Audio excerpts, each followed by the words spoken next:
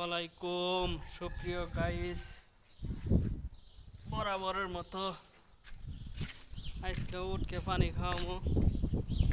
দেখতে পারতেছেন আমার সৌদির ইস্তারায় আমি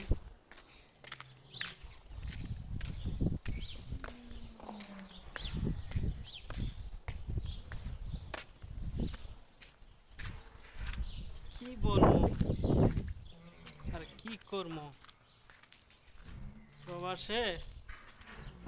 প্রবাসীদের কষ্টের কোনো সীমা নাই, সীমাবদ্ধ।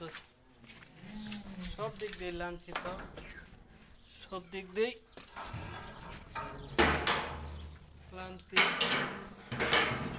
যেমন একটা ভিডিও বানাই,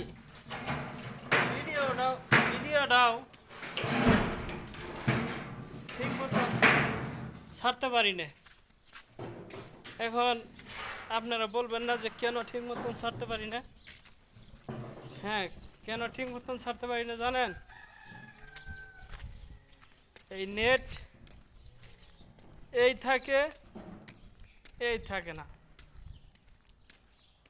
আবার মোবাইলটাও ভাঙ্গাচোরা একটা মোবাইল দিয়ে ভিডিও বানাই। ভালো যে একটা মোবাইল কিনবো, বিসমিল্লাহির রহমানির রহিম, মোটর সুইচ চালু দিলাম। ভালো যে একটা মোবাইল কিনবো, এই মোবাইলও কিনতে পারি না। সবই হলো কপাল, প্রবাসীদের কপাল। সব প্রবাসী এমন না, অনেক প্রবাসী আছে কোটি কোটি টাকার মালিক, কোটি কোটি টাকার মালিক অনেক প্রবাসী আছে। আমার মতো ফকুনি প্রবাসী খুব কম আছে।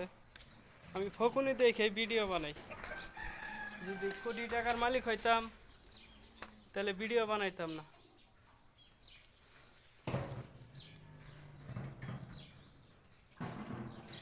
তাহলে আর এইসব ভিডিও বানাইতাম না। আর যদি